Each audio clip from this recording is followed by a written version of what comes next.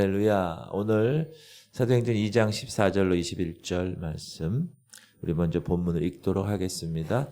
베드로가 11사도와 함께 서서 소리를 높여 이르되 유대인들과 예루살렘에 사는 모든 사람들아 이 일을 너희로 알게 할 것이니 내 말에 귀를 기울이라.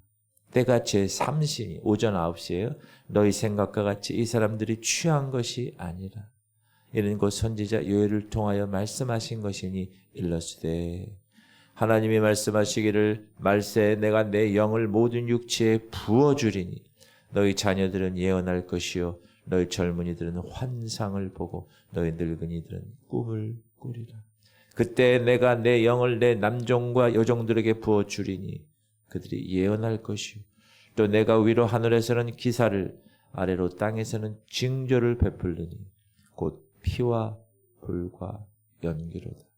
주의 크고 영화로운 날이 이르기 전에 해가 변하여 어두워지고 달이 변하여 피가 되리라. 그러나 누구든지 주 예수를 부르는 자는 구원을 받으리라 하였느니라. 주님은 하늘로 올라가시면서 너희들 예루살렘 떠나지 마. 그리고 내한테 들은 아버지가 약속하신 것 기다려. 누구죠? 성령님.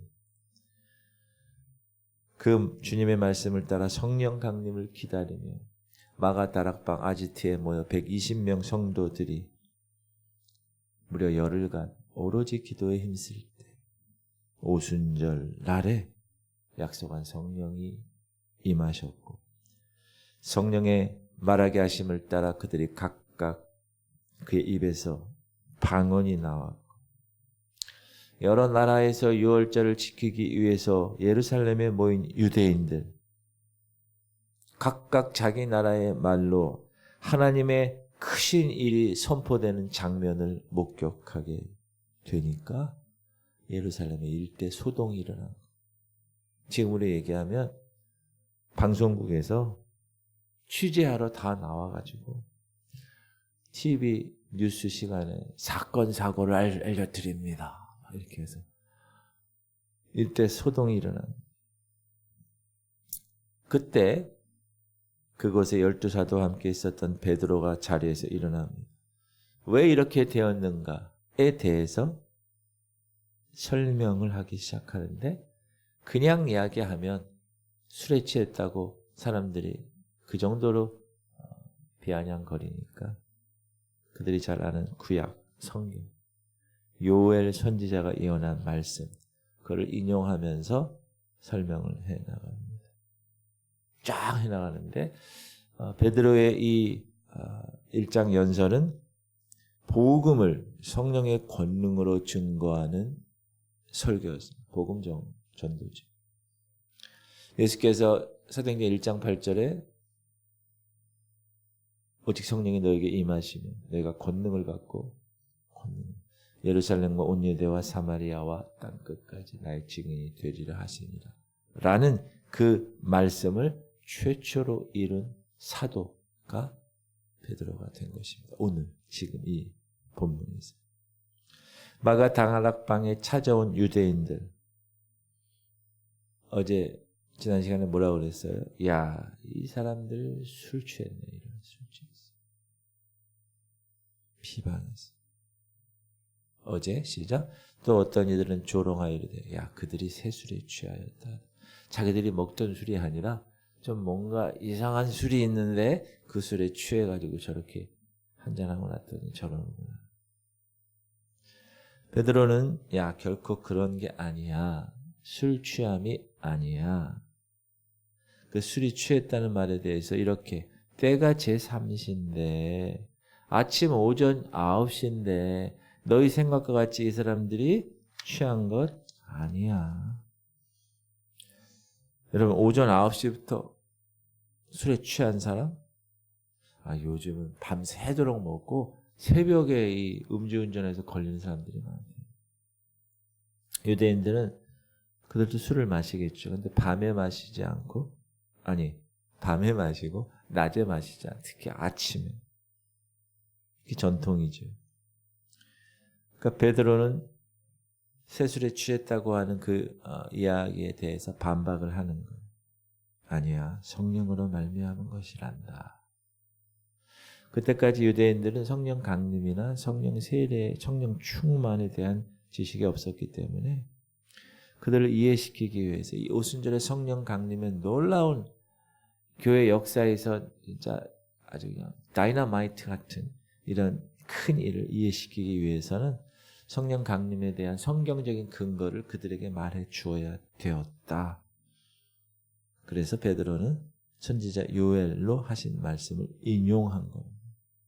구약 성경의 말씀을. 여러분, 성령 강림은 하나님의 아무런 약속 없이 즉흥적으로 일어난 것이 아닙니다. 요엘에서 보면 요엘 선지자가 이미 일찍 말씀하셨는데 그게 오늘 실현되고 성취된 것입니다. 그렇게 그 요엘서를 우리가 읽어봐야죠. 우리도. 그렇죠?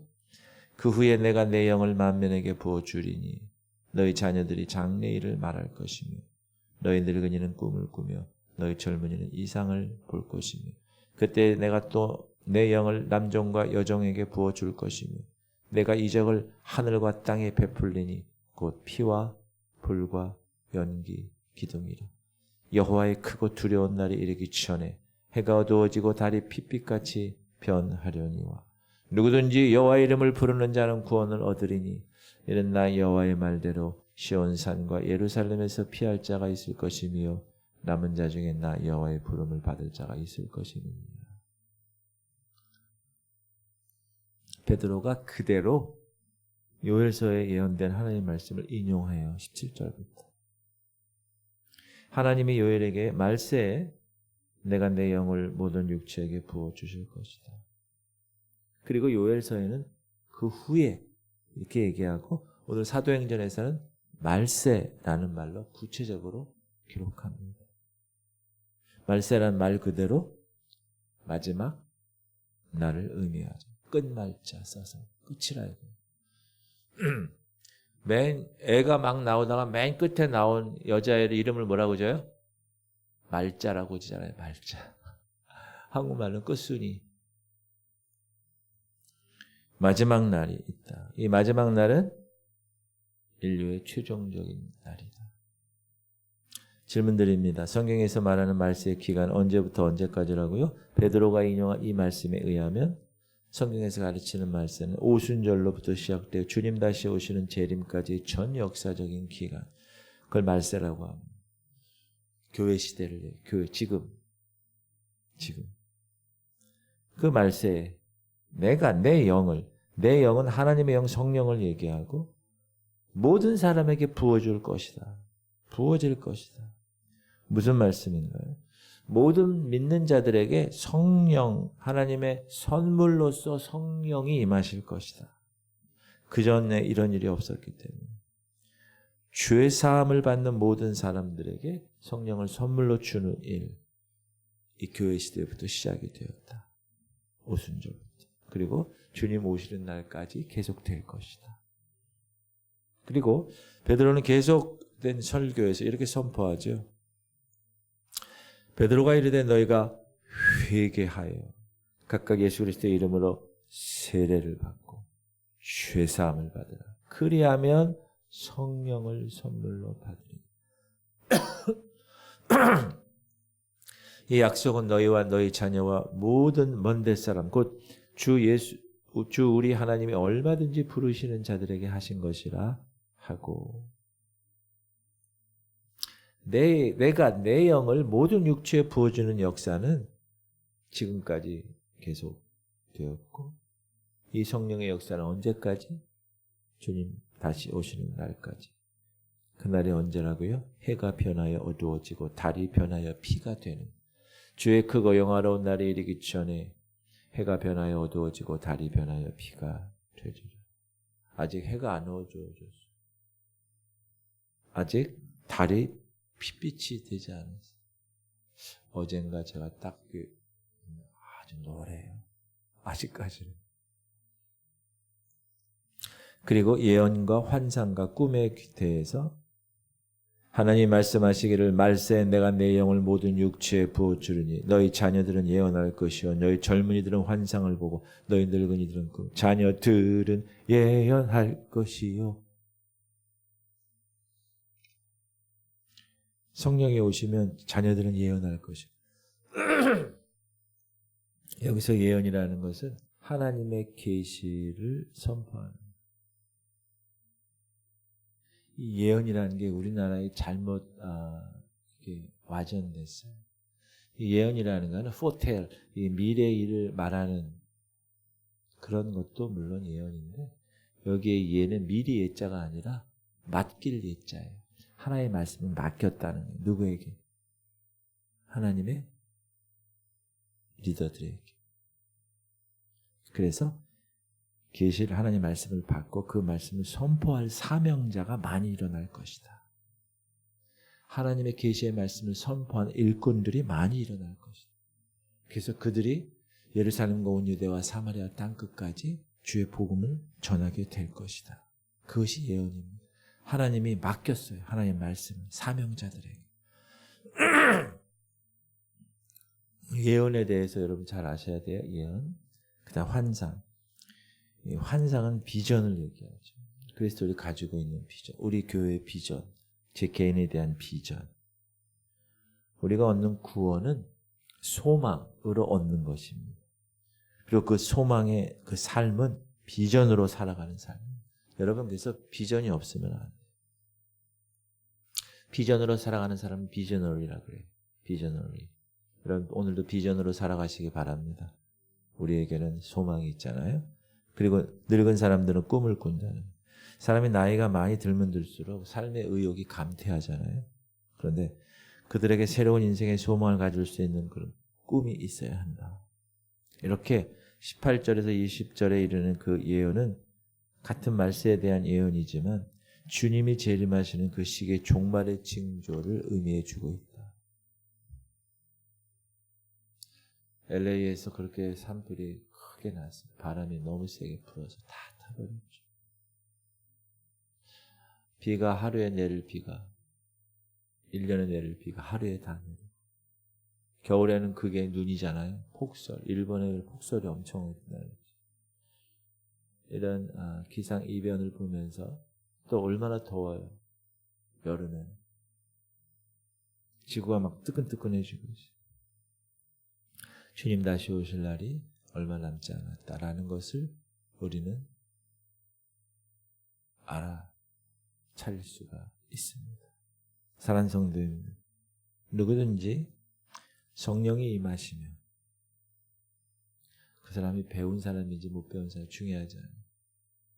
그 사람이 나이가 들은 사람인지 나이가 어린 사람인지 중요하지 않아요. 이번에도 목사 안수 받는 사람이 승인 청원을 했는데 하나님은 다 하나님의 계획을 하나님의 주권으로 인도하시거든요.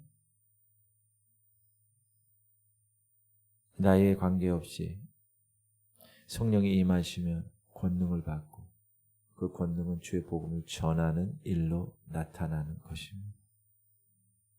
우리는 이 성령의 권능으로 주의 복음을 증거하는 사명을 그래서 이루어야 하는 것입니다. 지역교회가 존재하는 목적. 여러분이 구원받은 목적. 뭐죠? 또 하나의 열매를 맺게 하려 하시려고 주님이 심으신 거예요. 하나님 나라에. 그래서 그러기 위해서는 어떻게 해요? 항상 말씀에 찔림받고 각각 회개하고 세례받고 죄사함 받아서 성령을 선물로 받을 수 있음을 깨닫고 항상 말씀과 기도로 나의 영을 깨끗하게 정결하게 유지하는 여러분 되시기 바랍니다. 깨끗해야 그 그릇에 담는 거예요. 하나님의 영을. 여러분이 거룩해야 성령께서 역사하십니다. 여러분 안에 있어요. 계세요. 그러나 제가 얘기했잖아요. 여러분의 전인격적인 삶 가운데 전인적인 삶 모든 삶에 성령에게 여러분의 주도권을 이양하는 작업 이렇게 내려놓는 작업이에요. 그리고 그것이 주님이 원하시는 삶입니다. 이제 내가 사는 것이 아니요 내 안에 예수께서 사는 것입니다. 그런 삶을 사시기를 바랍니다. 기도합시다.